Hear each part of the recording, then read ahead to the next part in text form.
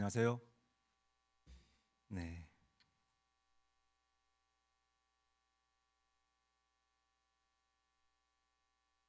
음,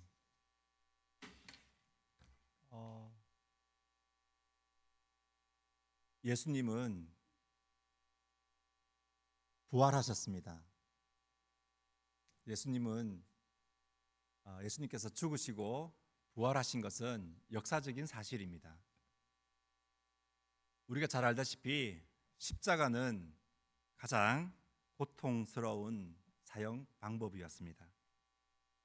십자가 형태에 못 박혀서 달린 이 사형수는 심각한 그런 근육 경련과 또 질식에 의해서 아주 수시간 내에 혼수 상태에 빠지게 되어서 고통스럽게 죽게 하는, 그것도 공개 처형 방식이었습니다. 이 죄가 없으신 예수님은 우리가 하나님 앞에서 지은 이 죄를 대신하여 십자가에서 죽으심으로 죄값을 다 주셨습니다. 성경의 기록에 보면 이 군인들이 예수님의 옆구리에 창을 찌르기 전에 돌아가셨다고 그렇게 기록이 되어 있습니다. 그리고 이 예수님이 죽으시고 묻히신 이 돌무덤 그 앞에는 엄청나게 큰 이 돌이 막혀져 있는데요. 그것은 한두 사람이 이렇게 밀어서도 절대로 열 수가 없고, 그리고 안에서도 더더욱 열 수가 없지요. 더군다나 예수님의 그 돌무덤 앞에는 군인들이 지키고 있습니다. 그리고 이 부활하신 주님은 한두 사람이 아니라 정말 수많은 사람들 앞에 나타나 보이셨습니다. 그리고 그들과 함께 식사도 같이 하셨고요. 그래서 그와 같이 했던 이 많은 사람들이 증인이었습니다. 오늘 이 본문 말씀은 이 부활하신 예수님께서 정말 사랑하는 자들에게 찾아오셔서 만나는 이 장면의 일부분입니다. 우리가 읽었던 것처럼 예수께서 그들을 만나 이르시되 평안하냐 하시거늘 이렇게 물으시잖아요. 부활하신 예수님께서 그들을 만나자마자 뭐라고 하셨습니까? 평안하냐라고 질문하셨습니다. 그들은 어떤 사람입니까? 마가복음 16장 9절에 보면 7 귀신을 쫓아내어 주신 막달라 마리아에게 먼저 보이셨다고 기록이 되어 있습니다. 정말 희망 없이 귀신 들려 살아가던 그 여인에게 주님께서는 찾아오셔서 그의 삶을 싹 바꾸어 놓으셨습니다. 삶이 변한 이 여인들은 예수님을 만난 이후로 그분을 사랑할 수밖에 없었죠. 그래서 죽어갔던 그 주님의 모습을 보고 향품을 들고 그 무덤가에 찾아갔을 때 주님께서 부활하신 이후에 만나 주셨던 것이죠. 근데 우리가 잘 한번 생각해 볼 필요가 있는데, 이미 죽으시기 전에 3번에 걸쳐서 주님께서 죽으시고 부활하실 것에 대해서 말씀해 주셨거든요. 근데 정작 주님께서 눈앞에 십자가에서 죽으시고 그런 모습들을 보게 되니까 얼마나 충격이 굉장히 컸겠습니까?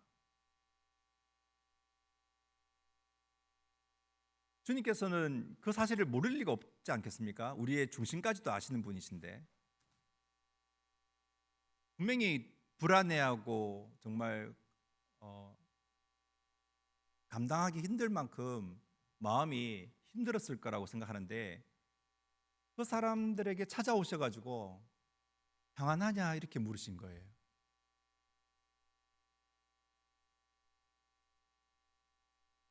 더군다나 이 누가복음 24장 36절 이후에 보게 되면 이렇게 기록이 되어 있습니다. 유대인들을 두려워하여 모인 곳에 문을 닫았더니, 이 제자들은 예수님을 죽인 이 유대인들로부터 자기들도 죽을까 봐 숨어서 있었습니다.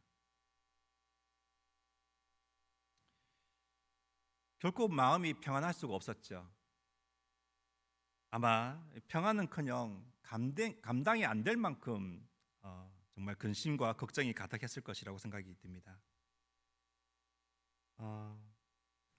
근데 꼭 이렇게 평안하냐라고 질문하신 이 예수님의 그 첫 말씀이 꼭 저에게 얘기하시는 것 같았습니다. 현실에서 부딪히는 문제에 둘러싸여서 근심과 걱정에 마음이 평안하지 않은 저의 이게 기봉아 너는 평안하냐 이렇게 물으시는 것 같았습니다. 우리 살아가면서 많은 어려움을 겪게 되잖아요. 이 문제를 부딪히게 되면 이 문제를 어떻게 해결하지? 말로만 내 삶의 주인 되십니다 이렇게 주님 이렇게 고백을 하면서도 정작 문제 앞에서는 주님을 외면한 채 불안해하는 저의 모습을 많이 보게 됩니다. 이런 저에게 이 말씀을 통해서 너 정말 마음이 평안하냐? 이렇게 물으시는 것 같았습니다. 우리는 무엇으로부터 평안과 안식을 누립니까? 성도님들은 무엇으로부터 평안과 안식을 누리세요? 우리를 둘러싼 이 환경으로부터 우리의 마음이 평안을 얻습니까? 아니면 정말 재물이 많아야지 평안을 누립니까? 아니면 내가 뜻한 대로, 내가 계획한 대로 자녀도 잘 되고, 내가 원하는 학교에 입학을 하고, 내가 원하는 직장에 들어가게 되고, 내 뜻대로 술술 풀려야지만 내가 평안을 누립니까? 그렇지 못하면 평안을 누릴 수가 없는 것입니까?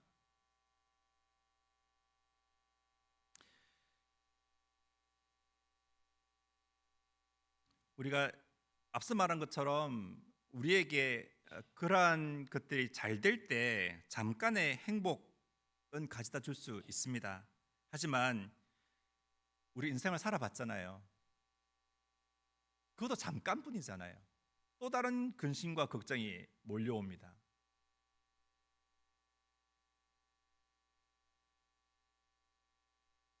성경에 근심에 대해서 찾아봤습니다.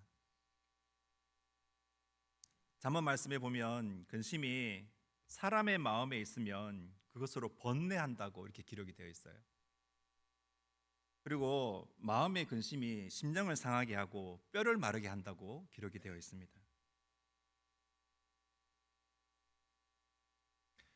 우리에게 시련, 어려움, 현실의 문제 이런 것들이 주어지는 이유가 무엇일까요? 우리는 알고 있잖아요. 그 문제를 가지고 나의 주인 대신 주님 앞에 나아가기를 원하는 거죠. 하나님께서는 그것을 원하시는 거거든요. 그런데 우리는 그렇게 살고 있지는 않은 것 같아요. 아니, 저는 당장에 이 부딪히는 문제를 어떻게 해결할까에 대한 그런 고민과 걱정에 둘러싸여서 그 문제를, 그 환경을 주관하시는 하나님은 보지 못하는 거죠.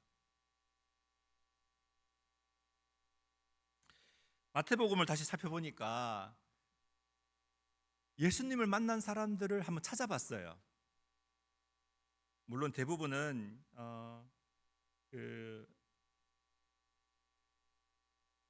이렇게 건강상 어떤 정신적인 어려움, 귀신 들린 사람, 혈루증 앓은 여인, 뭐 이런 육신의 연약함 때문에 주님을 간절히 찾는 그래서 그렇게 만나는 분들이 많았는데 이분들의 마음은 정말 이 예수님이 아니면 안 된다라는 그런 마음이잖아요. 정말 간절한 마음.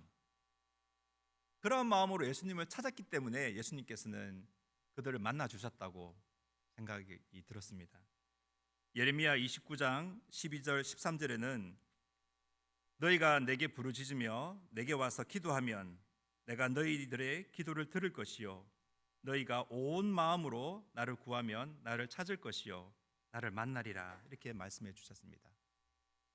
이 예레미야 29장 말씀은 이 바벨론의 포로가 된 이스라엘 백성들에게 하는 말씀이었어요. 약속의 말씀이죠. 내게 부르짖으며 정말 간절히 찾고 찾으면 내가 너를 만나 주겠다고 약속해 주셨습니다. 그들의 믿음을 보시고 만나 주신 거죠. 그리고 주님께서 베푸시는 그 긍휼과 은혜를 맛볼 수 있었습니다. 그리고 그들의 삶은 주님으로 말미암아서 변화되는 것이었습니다. 제가 제목을 갖다가 평안하냐 이렇게 질문한 것보다는 변화된 왕이신 예수님을 따르는 변화된 사람들 이렇게 제목을 붙였는데요. 주님을 만나서 인생을 살아가면서 내가 어떠한 삶을 살아가야 될까에 대한 그런 생각을 하다가 이렇게 제목을 붙였는데 거듭난 사람들은 예수님을 만난 사람들은 예수님만을 의지해야 되고 그리고 두 번째로는 죄에 대해서 민감해져야 되겠다 이런 생각이 들었습니다. 예수님을 만난 사람들은 이 죄에 대해서 굉장히 예민해져 있습니다. 죄를 짓게 되면 우리의 마음이 굉장히 불편하잖아요. 그래서 예수님 앞에 나아갈 때는 정말 내가 하나님 앞에 어떠한 사람인지 회개하고 고백하는 것이 굉장히 필요하다고 생각이 듭니다. 마땅히 그래야 되겠죠.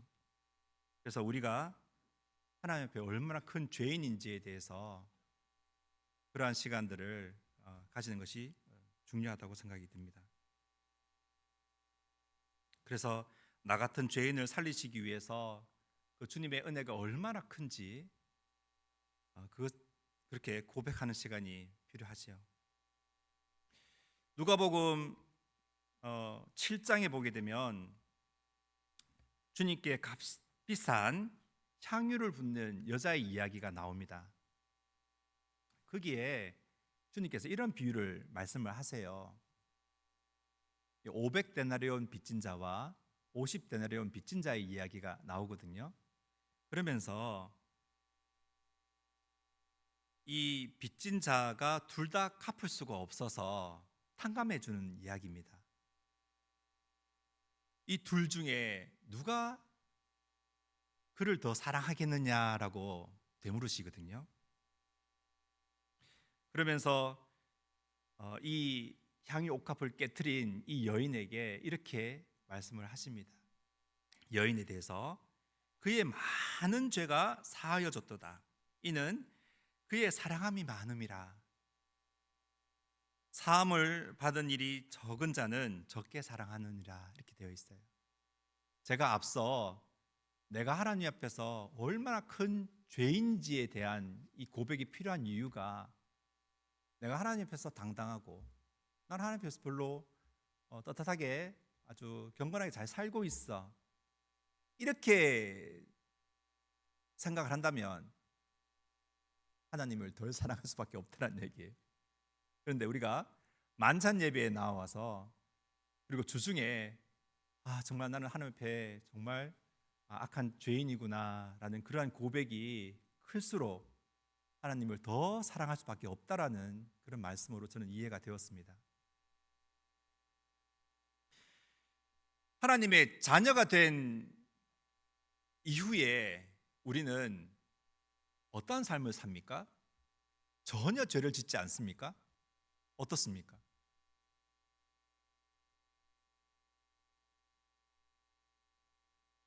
하나님을 나의 주요 그리스도로 구원자로 고백한 이후에도 우리는 우리의 삶이 그렇게 크게 달라지지는,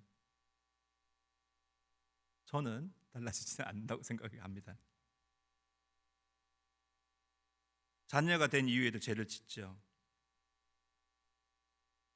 하지만 이 죄를 지을 때마다 하나님과의 관계가 굉장히 어려워지는 것을 우리는 경험하고 있지 않습니까? 시편 32편 그리고 38편, 51편에 보면 다윗의 그 회개하는 기도가 나옵니다. 그 중에 51편을 살펴보기를 원합니다. 한번 찾아볼까요? 성경 말씀. 네, 시편 51편입니다. 가운데 딱 열면 시편 51편이 나와요.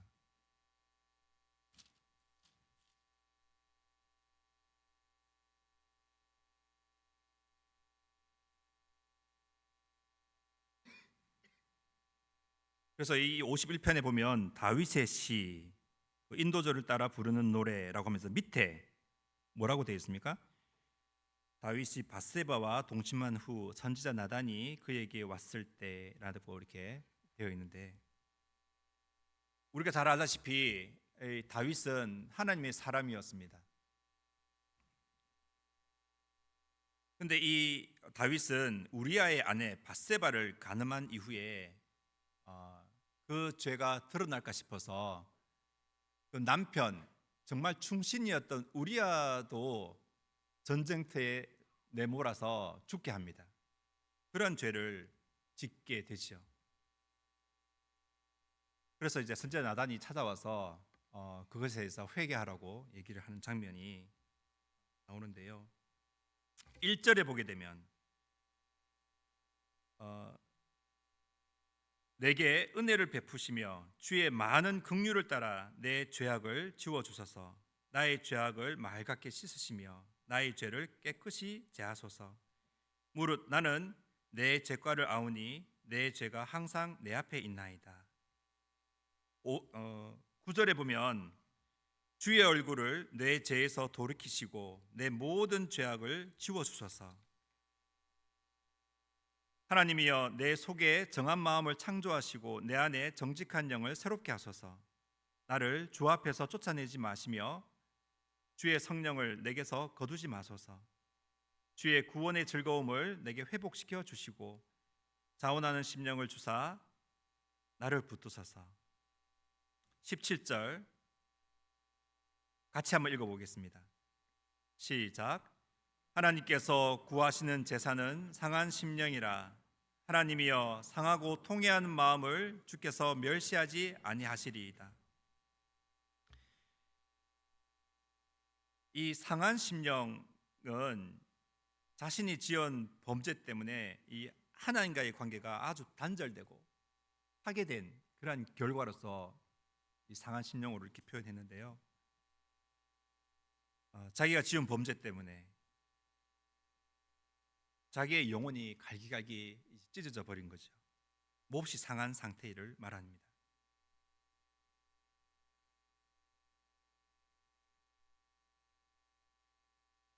저는 이 시편 51편이 그냥 단순히 밧세바를 간음하고 그의 남편 우리아를 살해한 이러한 죄만 우리가 생각할 것이 아니라 조금 더 근본적으로 무엇을 생각해야 되냐면, 정말 다윗의 마음 가운데에는 그동안 정말 하나님의 사람으로서 아주 경건하게 잘 살아왔지만 어느새 자기의 마음이 높아져 가지고 하나님을 떠나서 정말 하나님 앞에 진실과 정직한 마음으로 살아가는 것이 아니라 자신의 이 죄악된 본성을 따라서 정말 그 중심에 그래, 하나님 없이도 나는 살아갈 수가 있어. 이런 마음으로 살았기 때문에, 이런 마음 때문에 결국에는 바세바를 간음하게 되고 그의 충신인 우리아를 죽게까지 한 거죠. 이런 죄를 짓고 난 다음에 완전히 무너져 버렸잖아요.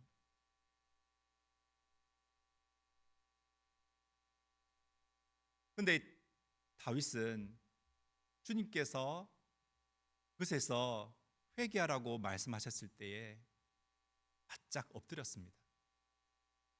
그리고 이 시편 그냥 한 편에 걸쳐서가 아니고 찾아보시면 32편에도 나오고 38편에도 나오고 51편, 그 이외에 여러 장에 걸쳐서 자신이 하나님 앞에 얼마나 큰 죄인이고 자기의 죄에 대해서 정말 속죄하고 회개하는 마음을 시편에 기록해 두었던 것입니다.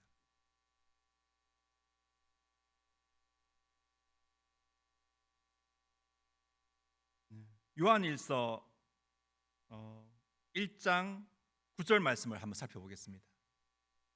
제가 PPT를 따로 준비를 못했어요. 그래서 한번 찾아보시면 좋겠습니다. 요한일서는 요한계시록 저기 제일 뒤쪽에서 조금 앞쪽으로 오시면 요한일서 1장 9절이 있습니다.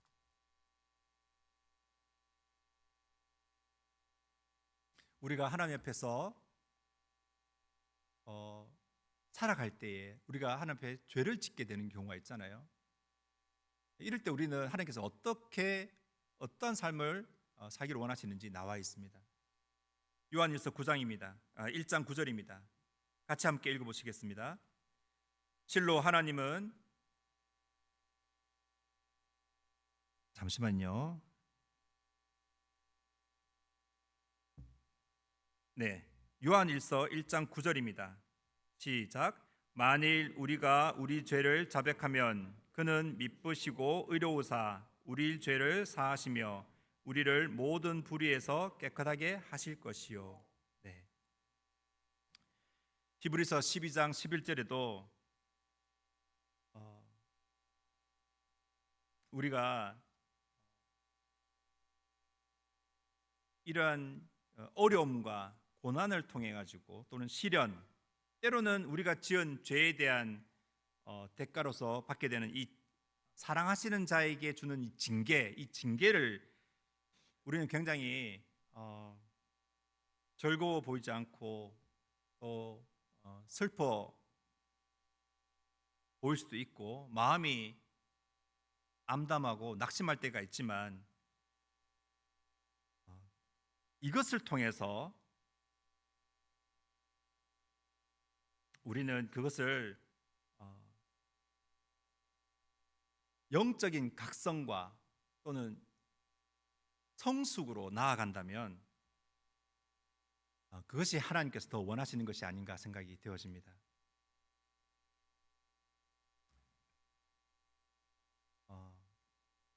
하나님을 만난 사람, 하나님을 따르는 사람,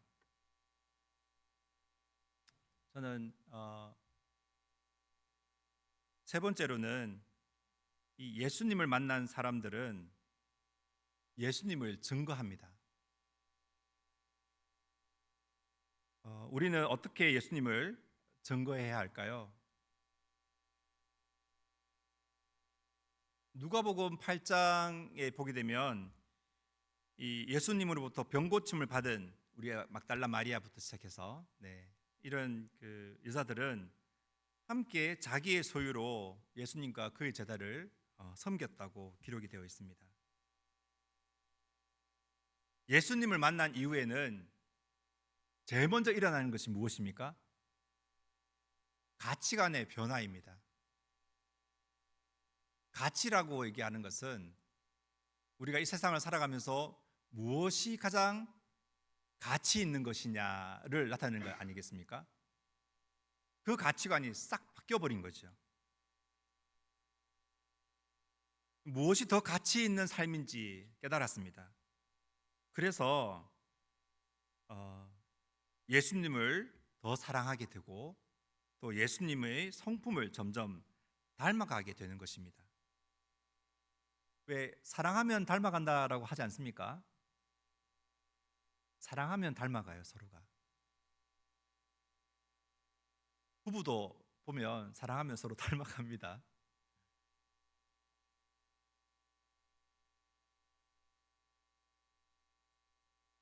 그래서 이 여인들은, 예수님을 만난 사람들은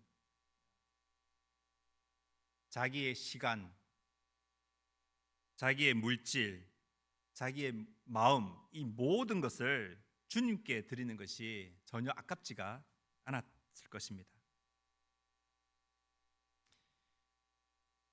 예수님이 죽으신 이후에 예수님을 이렇게 죽인 유대인들을, 그 제자들은 예수님이 죽은 후에 유대인들이 무서워서 숨어 있었다고 했지 않습니까?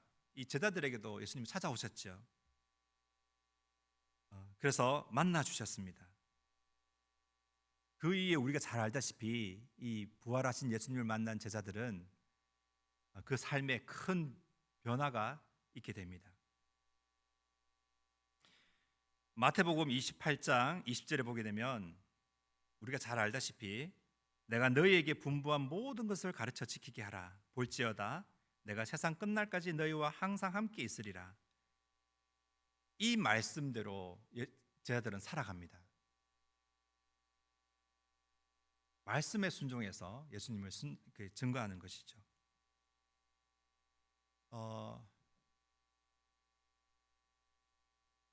여기서 중요한 것이 하나 있는데, 입으로만 말씀을 이렇게 전하는, 복음을 증거하는 것은 좀 안 되겠다는 생각이 좀 들었습니다. 이게 무슨 말이냐 하면, 우리가 전하는 이 복음, 우리가 전하는 이 말, 그 말은 우리의 행동이 뒷받침이 될 때 더욱더 힘을 얻는 거죠. 우리가 전하는 이 복음이 우리의 삶이 뒷받침되지 않는다면 듣는 VIP들의 마음이 활짝 열리지 않게 될 것입니다. 제가 이런 얘기를 한번 해볼게요. 어떻게 생각하십니까? 이기적인 그리스도인 어떻습니까? 나보다 남을 우습게 여기는 그리스도인, 부귀 영화를 간절히 찾는, 간절히 구하는 그리스도인, 어떻게 생각하십니까? 어떻게 들리세요?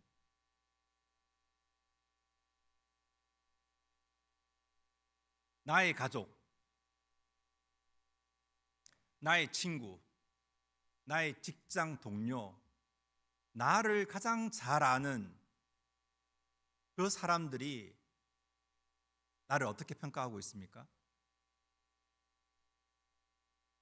그리스도인다운, 정말 하나님의 사랑과 은혜에 감사하는, 그 입술로 감사함을 이렇게 얘기하는 그 모습이, 진짜 맞아, 저분은 정말 하나님의 은혜를 입은 자야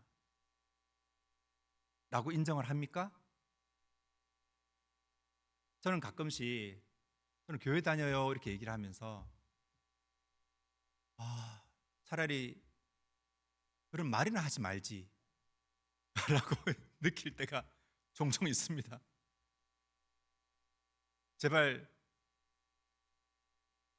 그렇게 얘기하지 않으면 차라리 나았을 텐데, 왜 자기 입으로 나 교회 다녀요, 나 예수님 믿어요 라고 하면서 딱 질색인 사람 있잖아요.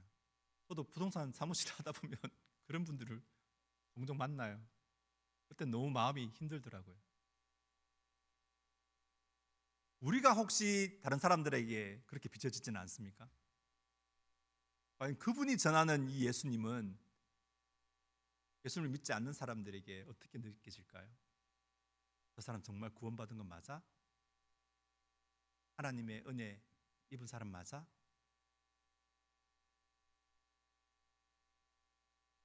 하나님의 은혜와 사랑을 입은 사람의 삶은 어떠해야 합니까? 가치관이 변해야 됩니다. 무엇이 가장 소중한 것입니까?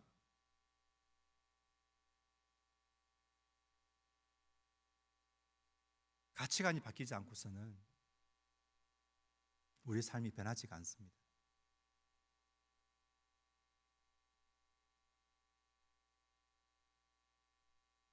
우리의 신앙과 믿음은 주일 예배 시간에, 정규 집회 시간에 참석하는 것만으로 증명되어지지 않습니다. 우리의 가치관, 그리고 우리의 가치관으로부터 나오는 말과 그 행동, 이것을 통해서 우리의 신앙과 믿음이 증거되어지는 거거든요. 그래서 야고보서에 이렇게 기록이 되어 있습니다. 행함이 없는 믿음은 죽은 것이라고 말씀하셨습니다. 야고보서 2장 16절에 보게 되면 영혼이 없는 몸, 이것이 죽은 것 같이 행함이 없는 믿음은 죽은 것이라고 기록이 되어 있습니다.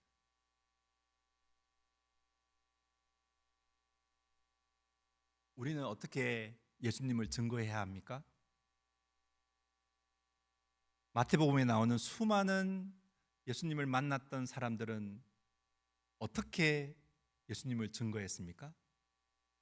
그냥 말로만 증거했습니까? 그렇지 않았습니다. 예수님으로부터 받은 그 사랑과 은혜, 자기의 삶을 변화시켜 주신 그 분을 위해서 자기의 모든 것, 그 모든 것에는 뭐가 들어갑니까? 자기의 물질, 자기 시간, 자기의 마음까지도 가장 주님을 위해서 사용되어지는 것이 가치 있다고 생각이 했던 것입니다. 그래서 모든 것을 다 드렸던 것이죠. 이 땅을 살아가는 저는 어떻게 살아가는 것이 마땅한 것입니까? 말로만 복음을 전하고 말로만 얘기하고 나 예수님 믿어, 이렇게 살아가면 복음을 전가하는 것입니까? 천만다, 함께 복음 교제합시다, 이렇잖아요.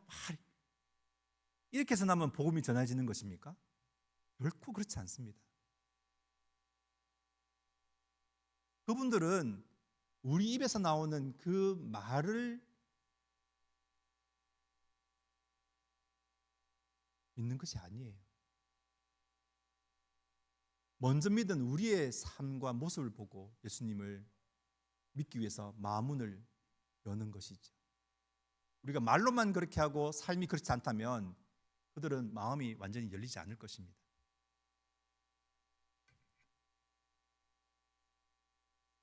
근데 우리가 이렇게 삶이 변화되기 위해서는 물론 제일 먼저 거듭나야 되겠죠.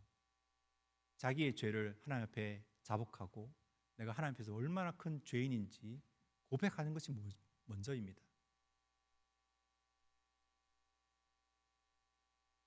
그 주님의 사랑을 우리가 진짜 이 마음 가운데에 느끼며 감사함이 누릴 수 없다면 그렇게 느껴야지 우리가 그런 삶을 살 수 있잖아요. 또 한 가지는 우리가 이 말씀을 같이 좀 나누고 싶었습니다. 성령 충만을 받으라. 에베소서에 이런 말씀이 나오잖아요. 오직 술 취하지 말고 오직 성령 충만을 받으라고 기록이 되어 있습니다. 우리가 복음을 듣고 우리 마음 가운데 예수님을 주요 그리스도로 고백을 했을 때 하나님께서는 우리에게 성령님을 주셨다고 하셨습니다. 우리는 이 성령님을 통해서 우리가 주님의 몸된 교회의 이 공동체의 한 지체가 되었다라고 말씀을 하셨습니다. 그런데 이 성령님은 우리가 근심케도 할 수 있고요, 충만케도 할 수 있습니다.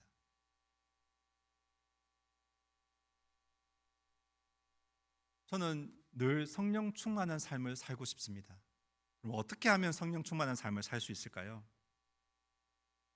우리 한 번 성령 충만을 받았다고 해가지고 내 인생 끝까지 성령 충만을 받을 수 있는 것은 아닙니다. 성령 충만을 받으라고 하잖아요. 계속 반복적으로 지속적으로. 근데 이 성령 충만을 받기 위해서는 반드시 먼저 선행되어져야 할 게 한 가지가 있습니다.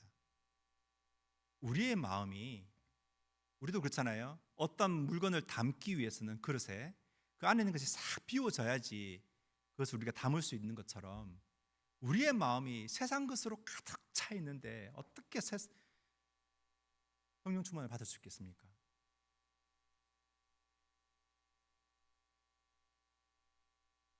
우리 마음 가운데 가득 들어있는 이 불순종, 그것이 완전히 제거되어져야지만 우리는 성령 충만을 받을 수 있을 것입니다.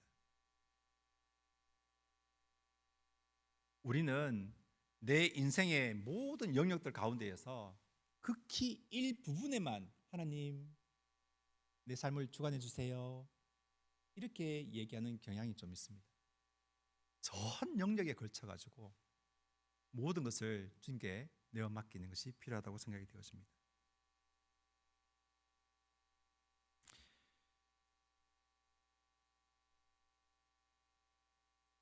골로새서 3장 16절, 17절 말씀 제가 읽어드리겠습니다. 성령 충만을 받기 위해서는 어떻게 해야 되는지 잘 나와 있더라고요. 골로새서 3장 16절, 17절, 그리스도의 말씀이 너희 속에 풍성히 거하여 모든 지혜로 피차 가르치며 권면하고 시와 찬송과 신령한 노래를 부르며 감사하는 마음으로 하나님을 찬양하고, 17절, 또 무엇을 하든지 말에나 일에나 다 주 예수의 이름으로 하고 그를 힘입어 하나님 아버지께 감사하라.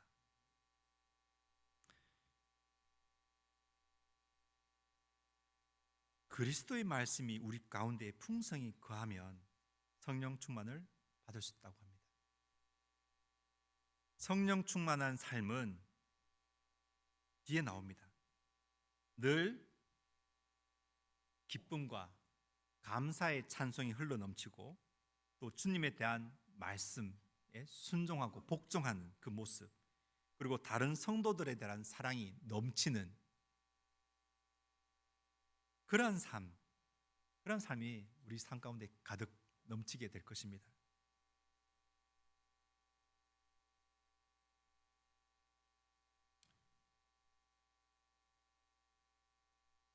우리 사랑하는 성도님과 저는 우리의 마음과 의지를 주 예수 그리스도께서 완전히 주장하시고 다스리도록 우리가 허락해 드리면 참 좋을 것 같습니다.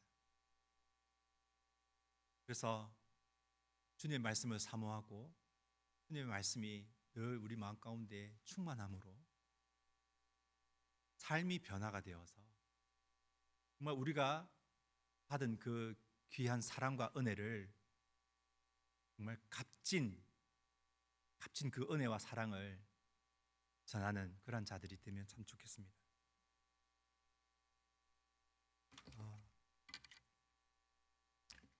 제가 아까 찬양할 때 두 번째 곡 있죠.